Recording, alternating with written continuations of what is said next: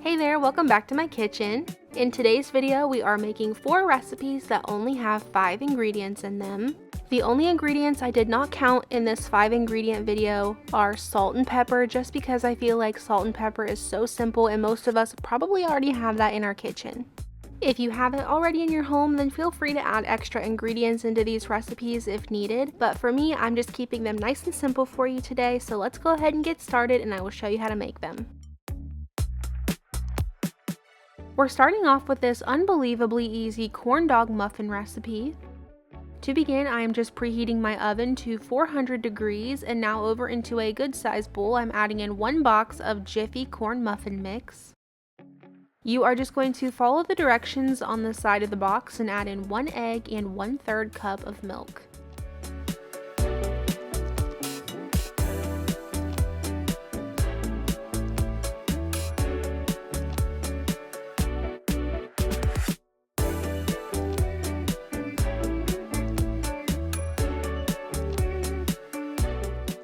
Once you mix in the egg and the milk, go ahead and just set that aside for a moment. You will need about half a package of hot dogs. So in my half a package there was 5 hot dogs. Sometimes in half a package there may be 4. Whatever there is, just use half the package.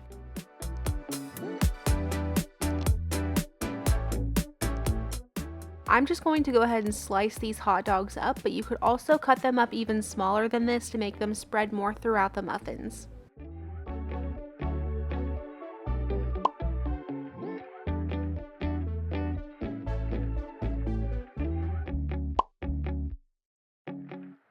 Now that those are cut up, go ahead and add them into your bowl, and you're also going to add in 1 cup of shredded sharp cheddar cheese. If you don't have sharp cheddar, that's okay, you can also use mild cheddar, but sharp cheddar really does bring a lot more flavor through in these muffins.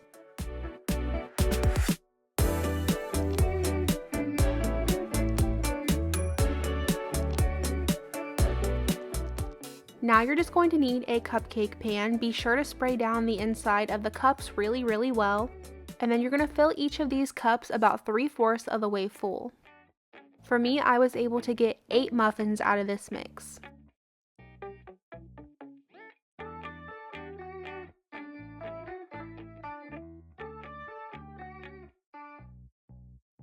Again, just following the Jiffy package, you're going to cook these for about 15 to 20 minutes in your oven.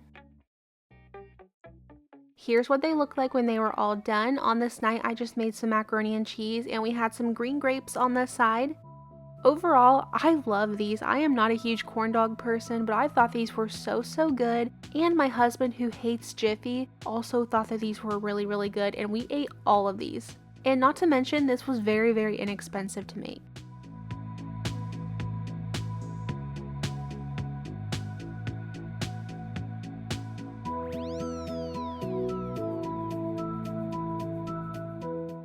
Next up, we're making this ranch beef and noodle recipe. This is actually a Hidden Valley recipe, so I will link it down below for you.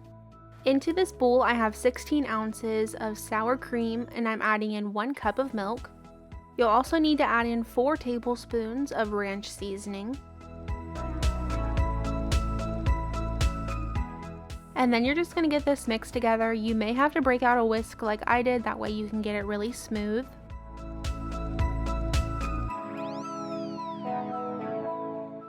Now moving over into my skillet, I'm adding in 1 pound of ground beef. Since we're keeping this video to 5 ingredients a piece, I'm just adding the ground beef, but I do really think this would be good with some onion in here to give it some extra flavor. While the ground beef is cooking, I'm also going to start a pot of water back here, and once it's boiling, I'm going to add in 16 ounces of egg noodles.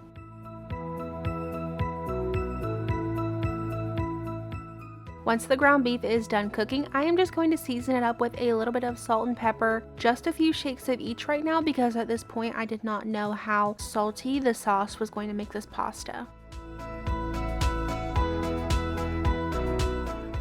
Now that the noodles are done, I am just going to go ahead and drain those and add the ground beef into the same pan as the noodles. You'll also want to add in the entire bowl of sauce that we made.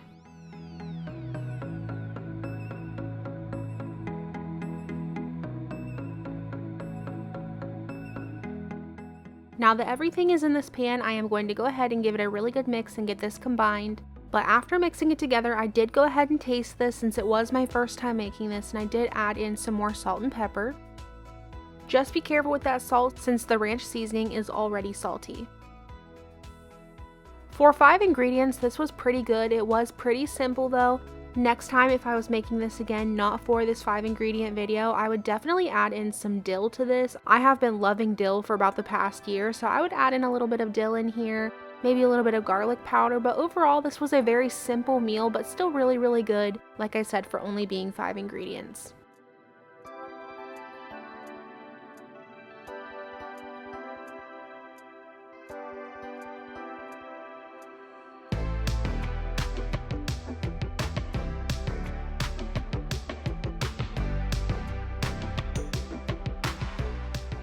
I would say that this one is my favorite out of all 4 of these recipes. Next, we're making this 5 ingredient gnocchi.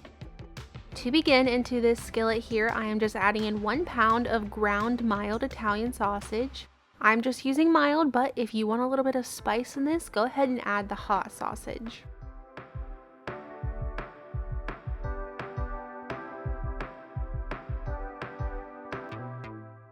Now that my water is boiling back here in the back, I'm also going to cook 1 16-ounce package of gnocchi.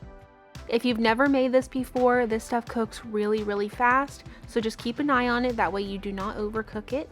Once you see them floating to the top, they're usually good to go by then.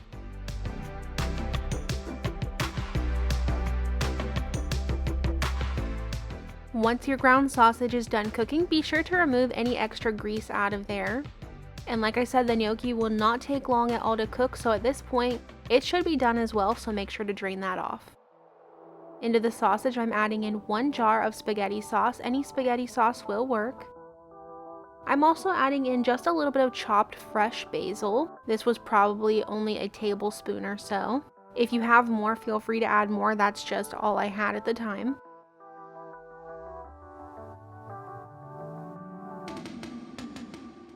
And now once that's mixed together, you can go ahead and add the gnocchi.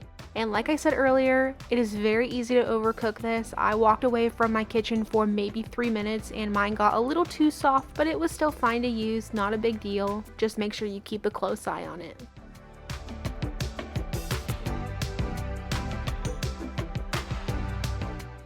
Now just go ahead and add about a cup of shredded mozzarella cheese over the top. Add a lid to your pan and just give this about 5 to 10 minutes to let that cheese melt all the way down.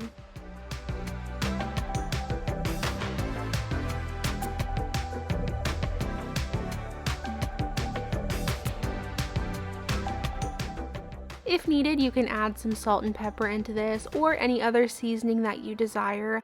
However, I thought it was okay without those extra seasonings, and I just kept it to the 5 ingredients for this video. Here's what my finished plate looked like in the end. This recipe was so simple, the ingredients were very minimal, and this was still really good in the end. On the side of this, I just went ahead and served it with a little bit of garlic bread that I had made in my crock pot. That video will be linked down below for you as well.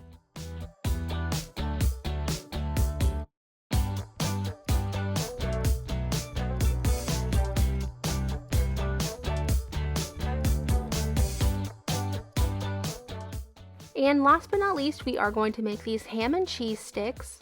First of all, you'll go ahead and just preheat your oven to 375 degrees.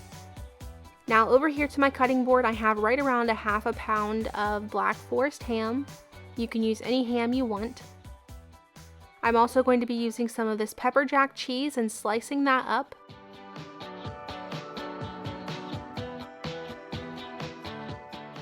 The slices are a lot easier to use rather than using shredded cheese because they don't fall out as easily. And then you will also be needing a package of egg roll wrappers. I've never actually used these before, so today was a fun little experiment for me. Into each egg roll wrapper, you will add half a piece of ham. My ham was a little thicker, so if you are using thinner ham, then I would just use the entire piece. You'll add 2 little pieces of your cheese, and then to fold this, you'll fold in the 2 side corners, and then you'll fold in the back side, and then just roll it up.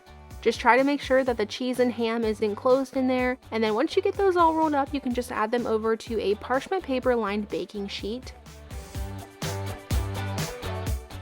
In this bowl, I melted 2 tablespoons of unsalted butter with about half a teaspoon of garlic salt. And then you're just going to cover each one of these with that butter.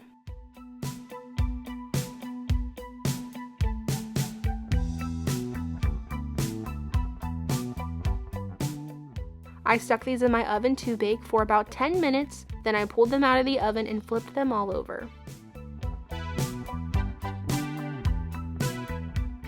After flipping them, they will go back in the oven for another 15 minutes. You just want to make sure that the outside of them gets crispy but not overly crispy. You definitely don't want them to be chewy.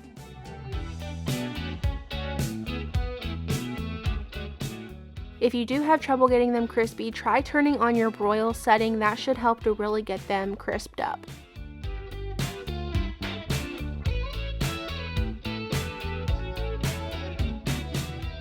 Here's what mine looked like in the end. This meal actually turned out looking a lot like the very first recipe in this video. Again, I made macaroni and cheese and we were trying to finish up those green grapes. Here's what the ham sticks looked like on my plate. The cheese really didn't melt out too terribly bad, but it did a little in some of them that I didn't wrap as well.